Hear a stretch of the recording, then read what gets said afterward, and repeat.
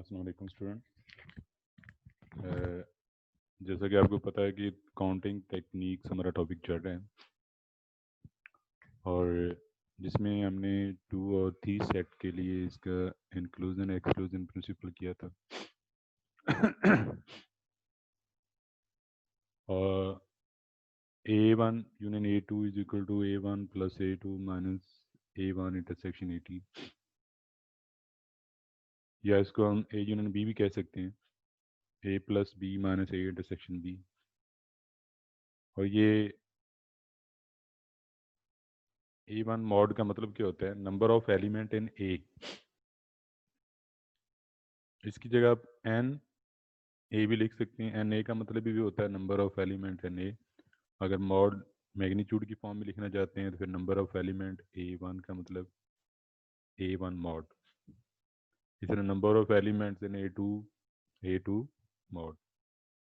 इस तरह number of elements in A1 और A2 are both A union A1 union A2 का ये मतलब होता है स्टूडेंट कि number of element in A1 और A2 आर बोथ। और A1 इंटरसेक्शन A2 का मतलब क्या होता है? Number of element in both A1 and A2, जो दोनों में कॉमन होते हैं, जो दोनों में कॉमन होते हैं वो A1 इंटरसेक्शन A2 में आते हैं। इसके स्टूडेंट हमारे पास मोर देन 3 वेरिएबल के लिए था, तो मोर देन 3 वेरिएबल के लिए ये हमारे पास है A union B union C, A B C, फिर उनका इंटरसेक्शन पेयर वाइज, और फिर एंड पे A B C तीनों का इंटरसेक्शन। अच्छा स्टूडेंट, एक बात आप ध्यान में रखें कि जब आपके पास ये 3 सेट होते हैं ना, A B C, तो उस वक्त ये राइट साइड पे कितने फैक्टर आ रहे हैं? 1 2 3 4 5 6 7। और जब आपके पास इधर 2 फैक्टर है, 2 सेट हैं, तो 3 फैक्टर आ रहे हैं। 2 सेट हैं तो 3 फैक्टर आ रहे हैं। तो इस स्टूडेंट फॉर्मूला बनता है 2 की पावर 2 माइनस 1। किस तरह? अगर आपके पास 2 सेट हैं तो 2 की पावर 2 माइनस 1, 2 की पावर 2 4 होता है, माइनस 1 तो 3 आ जाएगा। तो ये देखिए आपके पास 3 फैक्टर आ रहे हैं।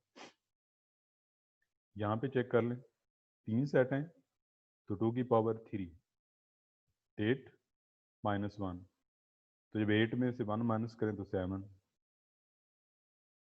ये 7 फैक्टर आपके पास बन गए।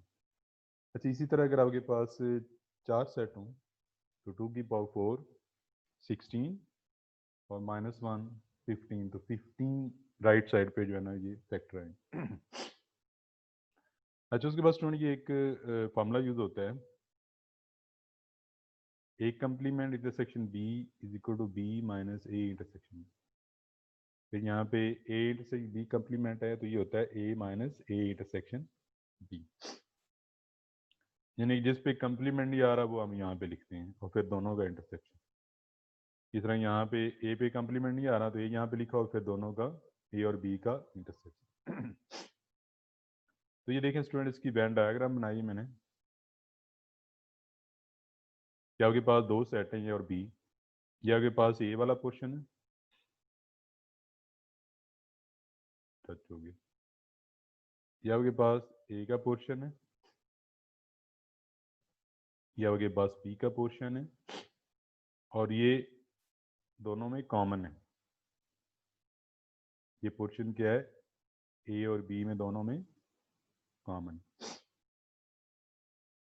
और ये जो मैंने ट्राइंगल बनाई हुई है, ये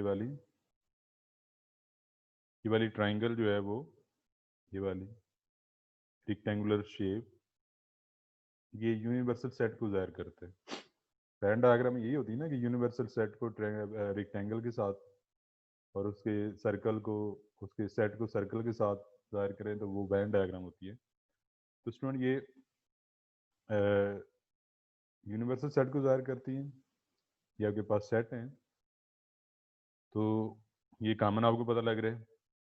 अब स्टूडेंट ये जो ये वाला पोर्शन है, ये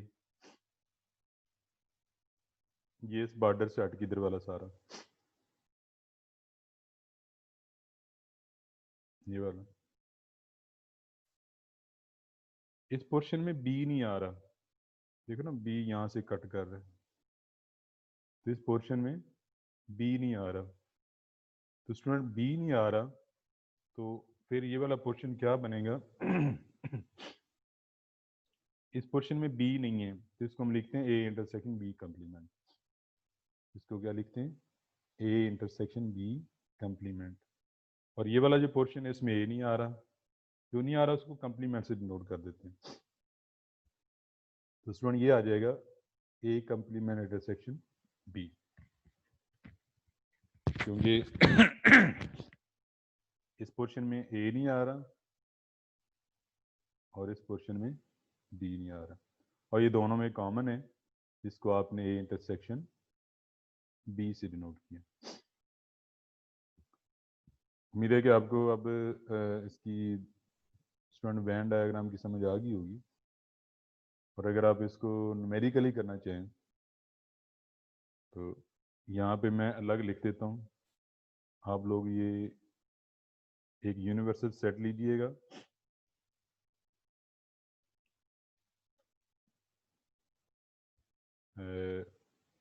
one two three four five six,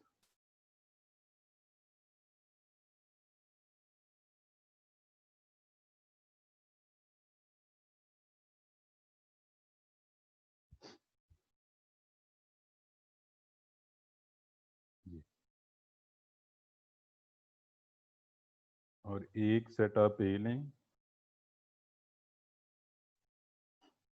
जिसमें two four six eight ten. मैं ये वाले एलिमेंट ले लेता हूँ। एक सेट बी ले लेते हैं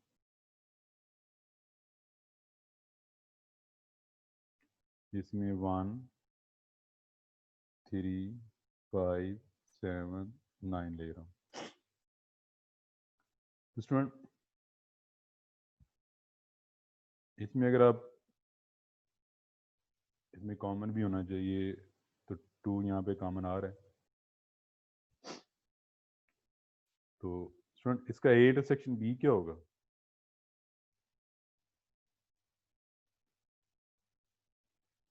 ए इंटरसेक्शन बी,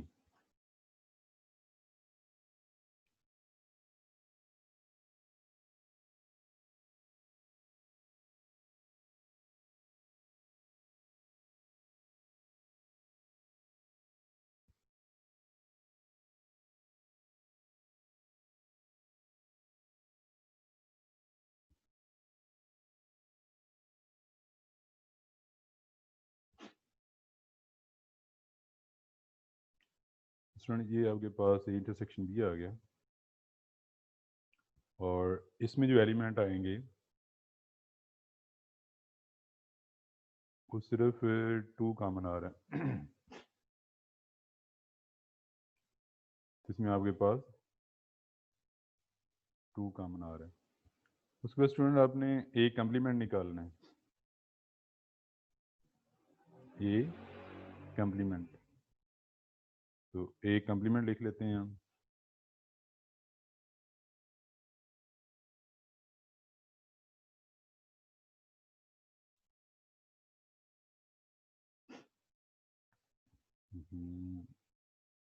यस करना था।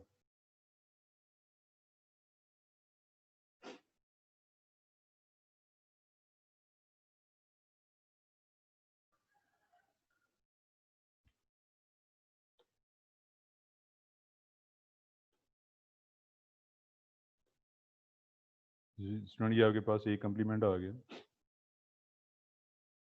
और आपको पता है कि कम्प्लीमेंट किस तरह निकालते हैं। ए के जो मेंबर हैं वो यू में से निकाल देते हैं, बाकी जो बचता है वो ए कम्प्लीमेंट आ जाता है। तो यानी कि one three five seven nine, ये आपके पास ए कम्प्लीमेंट आ जाएगा। अब स्टूडेंट आपने ए कंप्लीमेंट इंटरसेक्शन बी निकालना है, ए कंप्लीमेंट इंटरसेक्शन बी आपने स्टूडेंट निकालना है। इसको मैं यहाँ पे लिख लेता हूँ, बल्कि ए कंप्लीमेंट इंटरसेक्शन बी कर लेते हैं।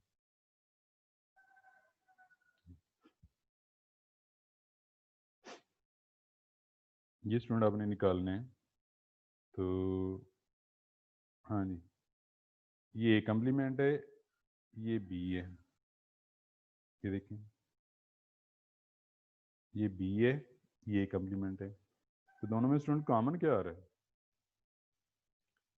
5, 7, 9 दोनों में कॉमन आ रहा है, 1 भी कॉमन आ रहा है। 1,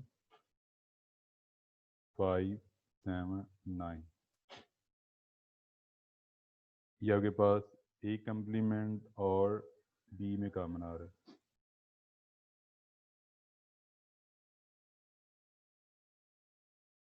ठीक हो गया स्टूडेंट? ए कंप्लीमेंट इंटरसेक्शन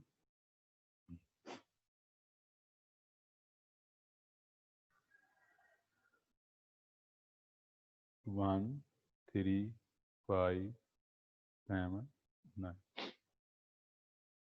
इस तरह आप अब ये जो फॉर्मूला लिखा हुआ है,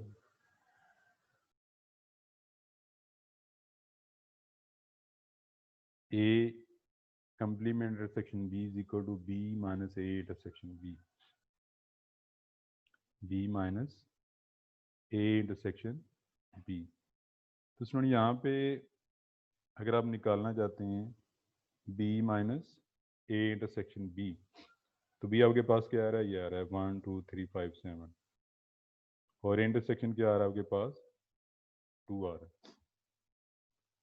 ठीक है, चलो ये मैं आपको इधर लिख देता हूँ, ये दोनों आ रहे हैं, चलो दोनों पिक कर लेते हैं।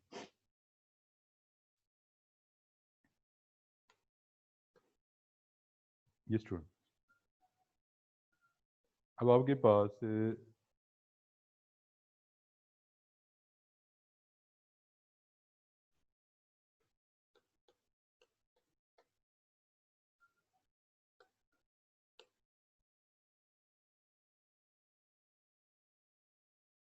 एक स्टूडेंट बी क्या आ रहा है आपके पास? 1, 2, 5, 7, 9, और ए कंप्लीमेंट्री सेक्शन बी का आ रहा है, वो आ रहा है आपके पास 1, 5, 7, 9। तो अगर आप बी में से ए इंटरसेक्शन बी निकालें, बी में से ए इंटरसेक्शन बी निकालने, अगर मैं यहाँ पे इसको लिखना चाहूँ, इक्वल टू, यहाँ पे बी के एलिमेंट आ रहे हैं 1, 2, 5, 7, 9, माइनस यहाँ पे ए इंटरसेक्शन बी आ रहा है 2। तो स्टूडेंट बाकी क्या बचता है? 1, 3, 5, 7, 9।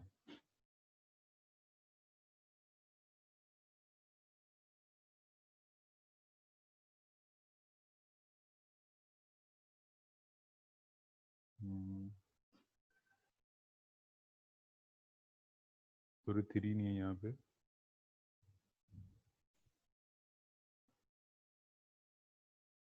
1, 5, 7, 9।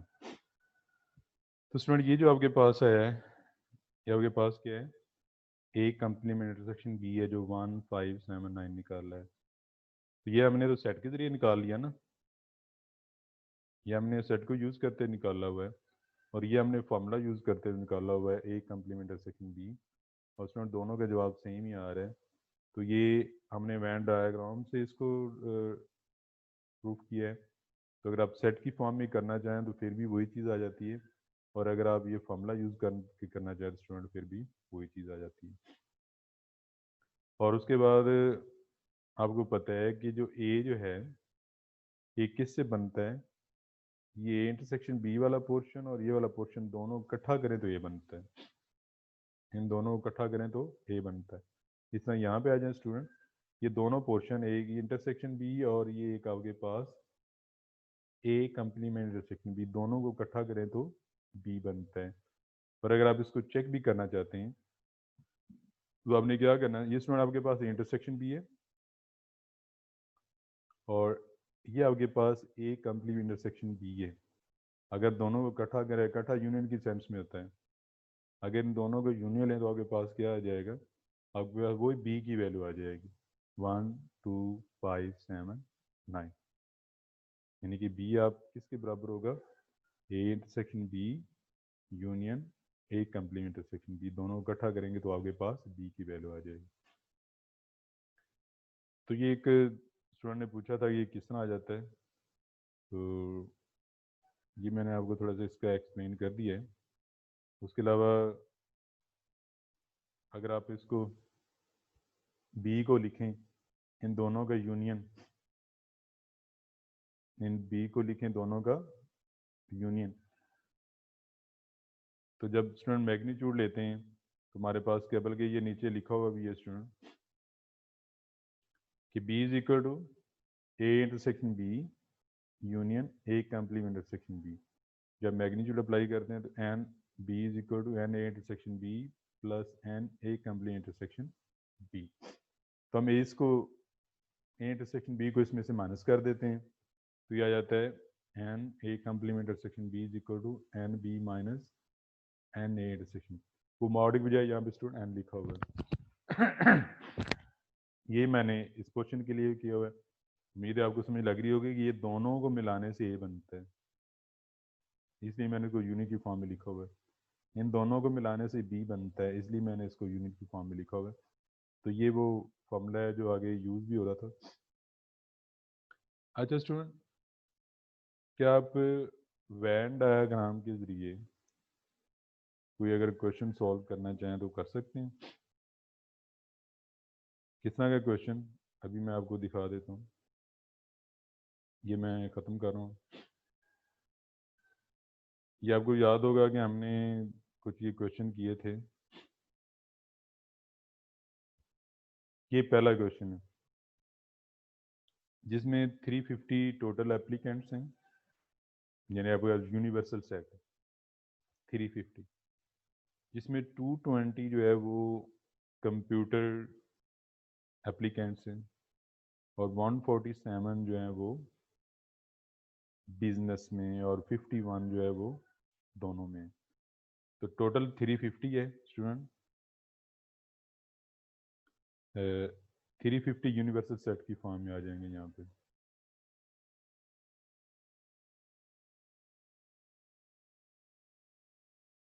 जी, ये 350 की फॉर्म में आ जाएंगे स्टूडेंट।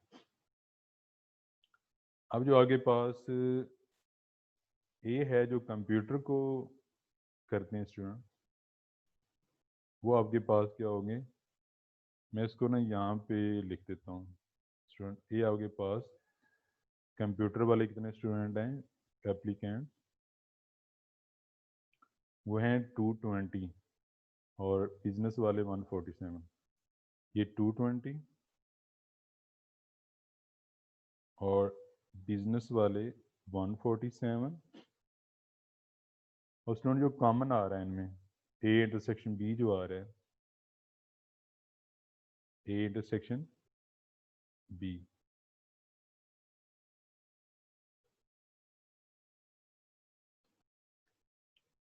वो स्टूडेंट आपके पास आ रहा है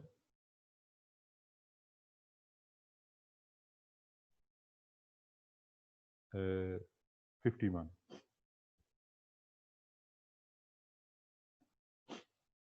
ए 220, बी 147 और ए इंटरसेक्शन बी 51। तो स्टूडेंट ये जो 51 है ये कहाँ पे आएगा, ये यहाँ पे आएगा। ये कहाँ पे आएगा, यहाँ पे आएगा 51। यू तो ये आ गया यूनिवर्सल सेट, और ए आपके पास 220 है, बी आपके पास 147 है, इंटरसेक्शन आपके पास 51 है।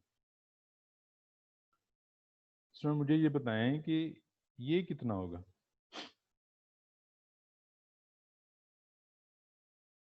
ये वाला पोर्शन,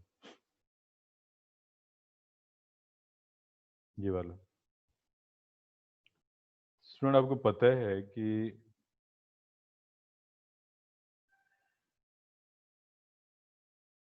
जो आपके पास 220, यहाँ पे थोड़ा लिखना ही मुश्किल है, 220 में से आपने ये इसका कॉमन पोर्शन निकाल देना है। 220 में से आपने इसका कॉमन पोर्शन निकाल देना है। जो बाकी आएगा वो ये वाला पोर्शन आएगा स्टूडेंट।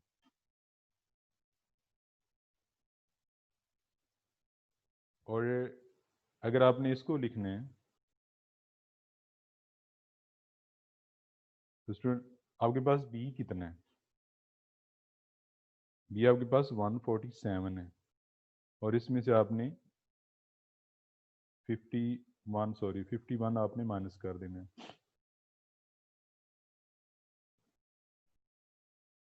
तो ये वाला पोर्शन आपके पास आ जाएगा।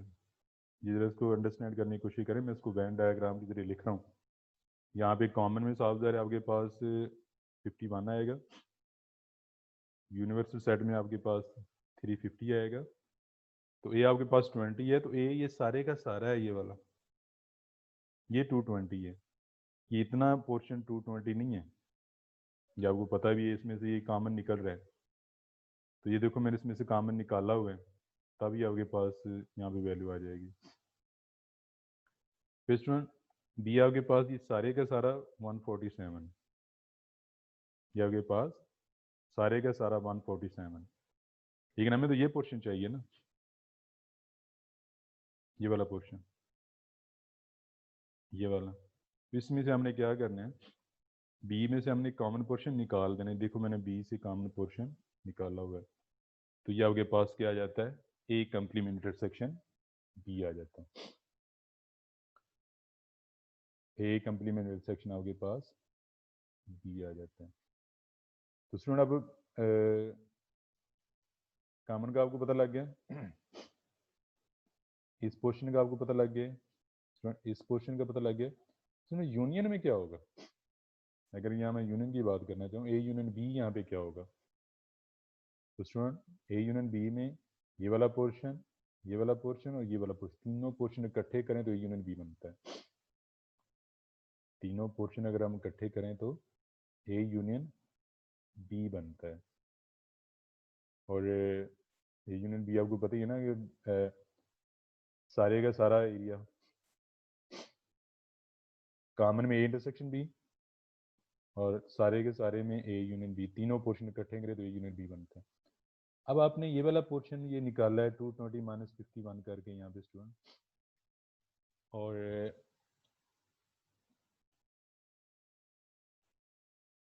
ये जो हम 220 ये 169 आता है यहाँ पे स्टूडेंट, 169 आता है।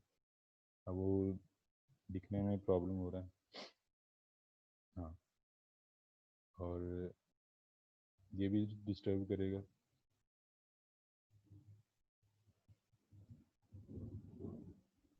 इक्वल टू, और ये आपके पास स्टूडेंट आ रहा है 96,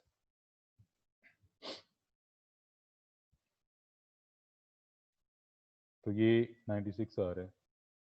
अब हमने अगर स्टूडेंट ए यूनिट बी निकालना है, और यहाँ सवाल में ए यूनिट बी उसने पूछा हुआ है, देखो ना, ये निकाला हुआ है 316। तो अब आपके पास ये वाला पोर्शन 169, ये वाला पोर्शन आपके पास 51 और ये वाला पोर्शन आपके पास 96। तो स्टूडेंट तीनों को जब आप जमा करते हैं तो आपके पास ये ए यूनियन बी आ जाता है, जो यहाँ पे इसकी रिक्वायरमेंट है, 316 आपके पास आ जाएगा। तो ये स्टूडेंट हमने बैंड डायग्राम को यूज़ करके ये चीज़ें निकालनी जो यहाँ पे वैसे ए यूनिट बी निकला होगा। ये तो फॉर्मूले के जरिए निकला हुआ है ना। तो अगर आप वेन डायग्राम को यूज़ करके निकालेंगे तो आपको ये इनकी यहाँ पे मैग्नीट्यूड लिखनी पड़ेगी, इस पोर्शन की क्या आती है, इस पोर्शन की क्या आती है और इस पोर्शन की क्या आती है। ठीक हो गया। तो वेन डायग्राम के जरिए भी आपको सॉल्व करना आना चाहिए और फॉर्मूले के जरिए भी सॉल्व करना आना चाहिए। स्टूडेंट्स के बाद ये हमारे पास मोर देन 3 यानी कि 4 सेट के लिए, ये 4 सेट के लिए student A union B union C union D, आपके पास ये 4 सेट हैं। तो पहले तो 4 इनके एलिमेंट आएंगे, ए बी सी डी आएगा, फिर चारों की इंटरसेक्शन आएंगे, फिर 3 के आएंगे, फिर 4 के आएंगे। तो इसको आपने स्टूडेंट याद रखना है कि ए बी सी डी, फिर ए और बी का, ए और सी का, ए और डी का, बी और सी, बी और डी, सी और डी, ज़रा तरतीब से ए और बी का इंटरसेक्शन, फिर ए और सी का, फिर यानी कि ए का बी के साथ, सी के साथ, डी के साथ, ये मुकम्मल हो गया। फिर बी का सी के साथ, डी के साथ, मुकम्मल हो गया।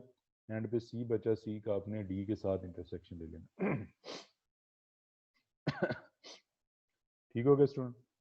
उसके बाद 3 का ए बी सी, फिर ए बी डी, फिर ए सी डी, फिर उसके बाद बी सी डी, ये 4 आपके पास जो है ना 3 के इंटरसेक्शन आ रहे हैं।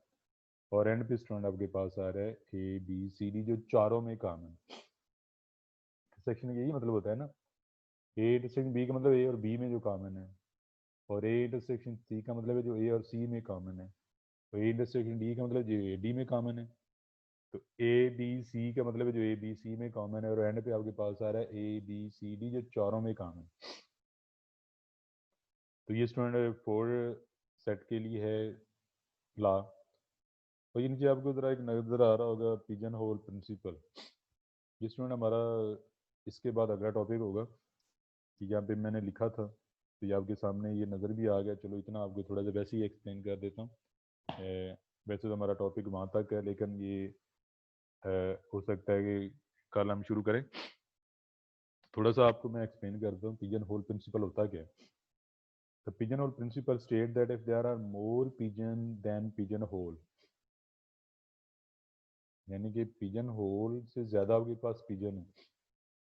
इसकी मैं एग्जांपल आपको इस तरह देता हूँ कि आपके पास जितने डब्बे हैं ना, उससे ज़्यादा आपके पास कबूतर हों। अगर फर्ज को आपके पास 9 डब्बे हैं, 9 बॉक्सेस हैं, तो कबूतर आपके पास कितने होने चाहिए? 10, एक ज़्यादा। ठीक है, तो वो ये statement, if there are more pigeon then pigeon hole, if the pigeons are place into pigeon hole, इसमें अगर आप उन कबूतरों को उन डब्बों में रखते हैं, तो साफ ज़ाहिर है कि अगर आपके पास 10 पिजन हैं और 9 डब्बे हैं, तो आपने हर डब्बे में एक एक पिजन बिठा दिया, तो एक बच गया। तो किसी एक डब्बे में 2 कबूतर आपके पास आएंगे। Pigeon are place into pigeon hole, then some pigeon hole must contain more than one pigeon. The some pigeon hole must contain, तभी पूरे होंगे ना। अब देखें, ये मेरे पास कितने, 1 2 3 4, 1 2 3,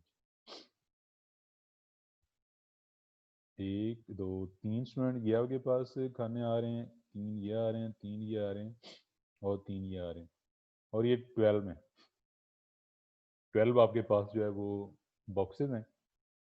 और कबूतर कितने होंगे? अगर 13 कबूतर होंगे आपके पास, कबूतर कितने होंगे? 13। देखो मैंने पहले डब्बे में बिठा दिया, दूसरे में, तीसरे में, चौथे, पाँचवें, छठे, सातवें, आठवें, 9वें, 10वें, 11वें, 12वें। अब 12वें मुझे ये एक और बिठाना पड़ा। इस बॉक्स में आपके पास एक से ज़्यादा आ रहे हैं, तो ये किसी में भी हो सकते हैं, ज़रूरी नहीं कि यहाँ पे होंगे, यहाँ पे भी 2 हो सकते हैं, यहाँ पे भी 2 हो सकते हैं, यहाँ पे भी 2 हो सकते, किसी एक जगह भी 2 हो सकते हैं। उसमें ये ज़रा आपको थोड़ा सा, ये पूरा जो है ना, ये वाला, ये वाला बॉक्स, ये एक पूरा बॉक्स है, ये एक बॉक्स है, एक ये बॉक्स, एक ये बॉक्स, 4 इस तरह हो गए। फिर ये वाले 4 हैं, फिर ये वाले 4 हैं, और ये ज़रा एक बॉक्स में 2 हमने बिठाया, तो ये पिजन होल है। पिजन होल क्या कहता है कि if there are more pigeon then pigeon hole, यानी कि पिजन होल से ज़्यादा पिजन हो। If the pigeon are place into pigeon hole, अगर आपने पिजन होल में उनको बिठाना है तो some pigeon hole must contain more than 1 pigeon. तो कुछ जो पिजन होल है उसमें एक से ज़्यादा पिजन आएगा। क्लियर? अच्छा, इसकी एक और स्टूडेंट एग्जांपल देता हूँ कि मेरे पास 4 स्टूडेंट हैं और 5 मेरे पास गिफ्ट हैं। 4 स्टूडेंट हैं और 5 मेरे पास गिफ्ट हैं। अच्छा, इसमें आप ज़रा कंपेयर करें, इसमें गिफ्ट और स्टूडेंट में पिजन होल किसको हम कहेंगे, पिजन किसको कहेंगे? 4 स्टूडेंट 5 गिफ्ट। तो स्टूडेंट यहाँ पे पिजन होल से पिजन ज़्यादा होते हैं। इसका मतलब है आपके पास जो गिफ्ट हैं ये पिजन की सेंस में आ रहे हैं, जो स्टूडेंट है वो पिजन होल की सेंस में आ रहे हैं। तो जब मैंने हर स्टूडेंट को एक एक गिफ्ट दे दिया, एक एक मुकम्मल, बाकी एक मेरे पास बच गया, अब वो मैंने देना है, तो वो साहब ज़रा किसी के पास 2 जाएंगे तब भी मेरे गिफ्ट पूरे डिवाइड होंगे ना। तो किसी एक के पास 2 होंगे, बाकी के पास एक एक होगा, तो that is called pigeon hole principle. तो ये मैंने यहाँ पे वैसे ही साथ आगे एक्सप्लेन कर दिया, और इंशाल्लाह जब इसके मेडिकल करेंगे तो उसको मज़ीद एक्सप्लेन करेंगे। और फिलहाल वो 4 फैक्टर के लिए आपने ये ला लिखा है, 3 के लिए, 2 के लिए, और कल इसके हम न्यूमेरिकल भी मुकम्मल कर लेंगे। इसको आप रिवाइज भी कर लीजिएगा, वो हमने पीछे वेन डायग्राम के जरिए आपको समझा भी दिया है, और वेन डायग्राम के जरिए आपने क्वेश्चन को सॉल्व किया है। इस स्टूडेंट हम 3 के लिए भी वेन डायग्राम के जरिए सॉल्व करने की कोशिश करेंगे। ये 4 वाला जो है ना, ये थोड़ा कॉम्प्लिकेटेड है, इतना यूज़ नहीं होता, लेकिन 3 के लिए आप वेन डायग्राम के जरिए सॉल्व कर सकते हैं। थैंक यू, अल्लाह हाफिज़।